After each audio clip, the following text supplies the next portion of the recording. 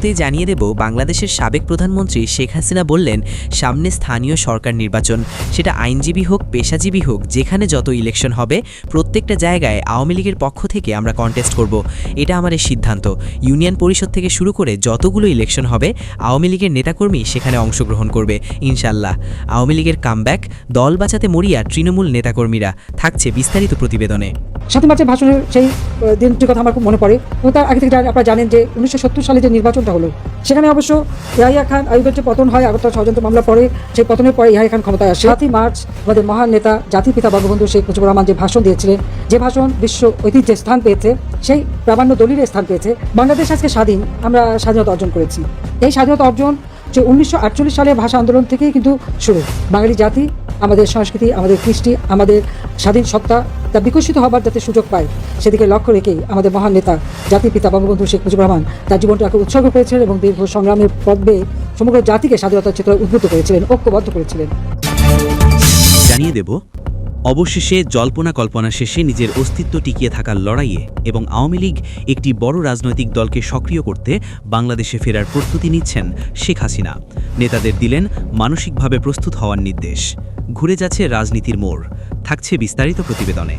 জাতির পিতা বঙ্গবন্ধু শেখ মুজিবুর রহমানের বলিষ্ঠ নেতৃত্বে 1971 সালে আল্লাহ স্বাধীনতা যুদ্ধে যারা রক্ত দিয়েছেন, আল্লাহ তুমি তাদেরকে শহীদ দরজা দান করুন। আমি সজীব ওয়াজেদ জয় বলছি। বাংলাদেশে এখন একটি বিশৃঙ্খল পরিস্থিতি চলছে। সারা দেশে আমাদের ভাঙচুর হচ্ছে, পাট হচ্ছে, আমাদের শহরের বাইরে আমাদের নেতাকর্মী, আমাদের আওয়ামী লীগের নেতাকর্মীদের উপর হামলা চলছে, অনেকে হত্যা করা হয়েছে। এই পরিস্থিতিতে আমি বলতে চাই, আওয়ামী লীগ হচ্ছে বাংলাদেশের সবথেকে পুরো গণতান্ত্রিক এবং সবথেকে বড় দল। আওয়ামী লীগ কিন্তু মরে যায় না। আওয়ামী লীগ এই দেশকে, বাংলাদেশকে স্বাধীন করে, আওয়ামী লীগকে শেষ করা সম্ভব না। এবারে জানাবো আন্তর্জাতিক প্রসঙ্গ। যুক্তরাষ্ট্র এবং ইসরায়েলের পরিণতি হবে ভয়াবহ। যুক্তরাষ্ট্রকে কড়া হুঁশিয়ারি উত্তর কোরিয়ার। যুক্তরাষ্ট্র, ইসরায়েল ও দক্ষিণ কোরিয়ার বিরুদ্ধে পূর্ব এশিয়ার স্থিতিশীলতা ধ্বংস করার অভিযোগ করেছেন উত্তর কোরিয়ার নেতা কিম জং উনের বোন কিম ইয়ো জং। থাকছে বিস্তারিত প্রতিবেদনে। যুক্তরাষ্ট্র ইসরায়েলের বিরুদ্ধে যুদ্ধে লড়তে ইরানকে কি মিসাইল দিয়ে সহায়তা করছে উত্তর কোরিয়া? মধ্যপ্রাচ্যে যুদ্ধের মাঝেই হঠাৎ ক্ষেপণাস্ত্র উৎক্ষেপণ করে কি বার্তা দিলেন উত্তর কোরিয়ার সর্বোচ্চ নেতা কিম জং উন?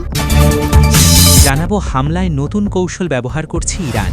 হাইপারসনিক ক্ষেপণাস্ত্র ছাড়াও এবার 3 ধরনের ক্ষেপণাস্ত্র ছুড়েছে দেশটি। 34তম দফায় চালানো এই হামলায় তেহরানের নিশানা ছিল ইসরায়েল এবং মধ্যপ্রাচ্যের বিভিন্ন দেশে অবস্থিত মার্কিন সামরিক স্থাপনা। বিস্তারিত প্রতিবেদনে। 2024 সালের 5 আগস্ট ছাত্র জনতার অভ্যুত্থানের মুখে পদত্যাগ করে ভারতে আশ্রয় নেওয়া সাবেক প্রধানমন্ত্রী শেখ হাসিনা বাংলাদেশে প্রত্যাবর্তনের ইঙ্গিত দিয়েছেন। তিনি দলের নেতাকর্মীদের প্রস্তুত থাকতে বলেছেন এবং জানান যে বাংলাদেশে একটি বৈধ সরকার ও স্বাধীন বিচার ব্যবস্থা প্রতিষ্ঠা হলে তিনি দেশে ফিরবেন। তার এই প্রত্যাবর্তনের বিষয়টি রাজনৈতিক আলোচনায় রয়েছে। বর্তমান অবস্থান ও পরিকল্পনা। শেখ হাসিনা বর্তমানে ভারতে অবস্থান করছেন এবং দলের নেতাকর্মীদের সাথে ভিডিও কনফারেন্সে যোগাযোগ রেখে দেশে ফিরে রাজনৈতিক সংগ্রাম গড়ে তোলার আহ্বান জানিয়েছেন। প্রত্যাবর্তনের শর্ত। শেখ হাসিনা জানিয়েছেন, বাংলাদেশে একটি নিরপেক্ষ নির্বাচন এবং বৈধ সরকার গঠিত হলে তিনি দেশে ফিরে আসবেন। আইনি পরিস্থিতি। বাংলাদেশ সরকার তাকে ফিরিয়ে এনে বিচারের মুখোমুখি করার চেষ্টা করছে, তবে তিনি নিজেকে নির্দোষ দাবি করে আইনি লড়াইয়ের কথা বলছেন। ঐতিহাসিক প্রসঙ্গ। এর আগে 1981 সালের 17 মে শেখ হাসিনা দীর্ঘ নির্বাসন শেষে দেশে ফিরে আওয়ামী লীগের হাল ধরেছিলেন, যা তার রাজনৈতিক জীবনের একটি বড় মোড়। সাবেক প্রধানমন্ত্রী ও শেখ হাসিনা শীঘ্রই দেশে ফিরতে চান এবং সম্ভাব্য কারাবাস বা মৃত্যুদণ্ডকে ভয় পান না বলে দাবি করা হয়েছে। রাজনৈতিক বিশ্লেষক ও জনস্বাস্থ্য বিশেষজ্ঞ ডাক্তার আবুল হাসনাত মিল্টন তার ইউটিউব চ্যানেল ডাক্তার মিল্টন শোতে প্রকাশিত এক সাম্প্রতিক ভিডিও বার্তায় এসব কথা বলেন। ভিডিওতে তিনি দাবি করেন, ভারতে অবস্থানরত আওয়ামী লীগের ওয়ার্কিং কমিটির নেতাদের সঙ্গে সম্প্রতি শেখ হাসিনার একটি ভার্চুয়াল বৈঠক অনুষ্ঠিত হয়েছে, যেখানে দেশের সাম্প্রতিক নির্বাচন বয়কটের প্রসঙ্গ এবং মার্চ মাসের 7, 17 ও 26 তারিখের ঐতিহাসিক দিবস পালনের প্রস্তুতি নিয়ে আলোচনা হয়। তবে বৈঠকের মূল বিষয় ছিল নির্বাসিত নেতাদের দেশে ফেরার প্রশ্ন। ডাক্তার মিল্টনের ভাষ্য অনুযায়ী, কলকাতায় অবস্থানরত নেতারা দেশে আইনের শাসন ও ন্যায় বিচার নিশ্চিত হলে ফিরতে চান বলে মত দেন। জবাবে শেখ হাসিনা তাদের মানসিকভাবে প্রস্তুত থাকার আহ্বান জানান এবং যে কোনো পরিস্থিতি মোকাবিলার নির্দেশ দেন। নিজের দেশে ফেরার সময় সম্পর্কে তিনি নির্দিষ্ট কোনো তারিখ না জানালেও ইঙ্গিত দেন যে তিনি উপযুক্ত সময়ে ফিরবেন। ভিডিওতে আরও বলা হয় তার পাসপোর্ট বাতিল থাকলেও তা কারিগরি বিষয় মাত্র এবং তিনি ভারতীয় কর্তৃপক্ষকে দেশে ফেরার ইচ্ছার কথা জানিয়েছেন। প্রয়োজনে বিচারিক প্রক্রিয়ার মুখোমুখি হতে তিনি প্রস্তুত বলেও দাবি করা হয়। হামলায় নতুন কৌশল ব্যবহার করছে ইরান। হাইপারসনিক ক্ষেপণাস্ত্র ছাড়াও এবার 3 ধরনের ক্ষেপণাস্ত্র ছুড়েছে দেশটি। 34তম দফায় চালানো এই হামলায় তেহরানের নিশানা ছিল ইসরায়েল এবং মধ্যপ্রাচ্যের বিভিন্ন দেশে অবস্থিত মার্কিন সামরিক স্থাপনা। প্রতিবেদনে এ তথ্য জানিয়েছে কাতার ভিত্তিক সংবাদ মাধ্যম Al Jazeera. Islamic Revolutionary Guard কোরের বিবৃতির বরাতে এ তথ্য জানিয়েছে দেশটির আধা সরকারি সংবাদ সংস্থা মেহর নিউজ এজেন্সি। জানায় আইআরজিসি মার্কিন এবং ইসরায়েলি লক্ষ্যবস্তুতে 34তম দফায় হামলা চালিয়েছে। এই হামলায় 3 ধরনের ক্ষেপণাস্ত্র এবং হাইপারসনিক অর্থাৎ শব্দের গতির চেয়ে 5 গুণ বেশি গতিতে ছুটতে পারে এমন ক্ষেপণাস্ত্র ব্যবহার করা হয়েছে। এই হামলায় সংযুক্ত আরব আমিরাতের আবুধাবির কাছে আল ধাফরা বিমান ঘাঁটিতে এবং বাহরাইনের জুফাইরে বিমান ঘাঁটিতে অবস্থিত আমেরিকান সেনাদের নিশানা করা হয়। পাশাপাশি ইসরায়েলের রামাত ডেভিড বিমান ঘাঁটি এবং হাইফার বেসামরিক বিমানবন্দর নিশানা করা হয়। বিবৃতিতে উল্লেখ করা হয় ইরানের শক্তিশালী ক্ষেপণাস্ত্র তেল আবিবের পূর্বাঞ্চলে ইসরায়েলের গোপন ক্ষেপণাস্ত্র লঞ্চারগুলোতে আঘাত এনেছে। এদিকে ইসরায়েলি মার্কিন বাহিনী বলছে ইরান থেকে ইসরায়েলের দিকে ক্ষেপণাস্ত্র ছড়া হয়েছে। হাইপারসনিক ক্ষেপণাস্ত্র ছাড়াও 3 ধরনের ক্ষেপণাস্ত্র সহ ছুড়েছে ইরানের ইসলামিক রেভলিউশনারি গার্ড কোরের এমন ঘোষণার কিছুক্ষণ পরই ইসরায়েলি সামরিক বাহিনী ইসরায়েলের দিকে ক্ষেপণাস্ত্র ধেয়ে আসার কথা জানালো। আমাদের মহান নেতা জাতির পিতা বঙ্গবন্ধু শেখ মুজিবুর রহমান যে ভাষণ দিয়েছিলেন, যে ভাষণ বিশ্ব ঐতিহ্যে স্থান পেয়েছে, সেই প্রামাণ্য দলিলে স্থান পেয়েছে। বাংলাদেশ আজকে স্বাধীন, আমরা স্বাধীনতা অর্জন করেছি। এই স্বাধীনতা অর্জন সে 1948 সালের ভাষা আন্দোলন থেকেই কিন্তু শুরু।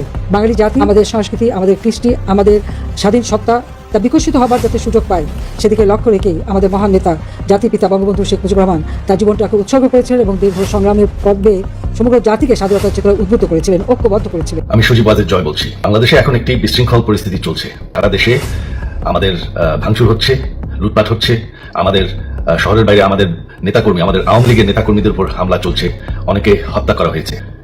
এই পরিস্থিতিতে আমি বলতে চাই, আওয়ামী লীগ হচ্ছে বাংলাদেশের সবথেকে পুরাতন গণতান্ত্রিক এবং সবথেকে বড় দল। আওয়ামী লীগ কিন্তু মরে যায়নি, বাংলাদেশকে স্বাধীন করেছে।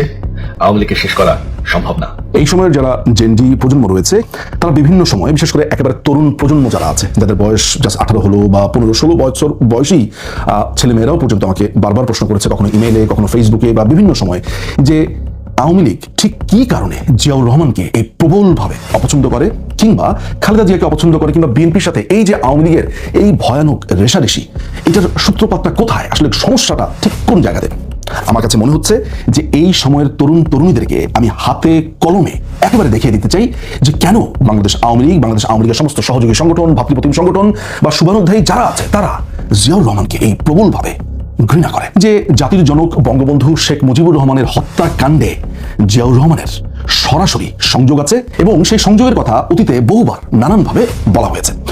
যুক্তরাষ্ট্র ইসরায়েলের বিরুদ্ধে যুদ্ধে লড়তে ইরানকে কি মিসাইল দিয়ে সহায়তা করছে উত্তর কোরিয়া? মধ্যপ্রাচ্যে যুদ্ধের মাঝেই হঠাৎ ক্ষেপণাস্ত্র উৎক্ষেপণ করে কি বার্তা দিলেন উত্তর কোরিয়ার সর্বোচ্চ নেতা কিম জং উন? বহুদিন ধরেই ইরানের সাথে কৌশলগত সামরিক সম্পর্ক বজায় রেখে আসছে উত্তর কোরিয়া, যাকে ঘিরে চিন্তিত ইসরায়েল ও যুক্তরাষ্ট্র। কারণ রাশিয়া ও চীনের মতো উত্তর কোরিয়ার কাছেও রয়েছে পারমাণবিক অস্ত্র। একই সাথে 3 পারমাণবিক শক্তিধর রাষ্ট্রের সাথে ইরানের ঘনিষ্ঠ বন্ধুত্বপূর্ণ সম্পর্কে হতবাক ইহুদিবাদীরা। প্রশ্ন হলো, সংকটময় পরিস্থিতিতে ইরানের পাশে কিভাবে দাঁড়াচ্ছেন কিম জং উন?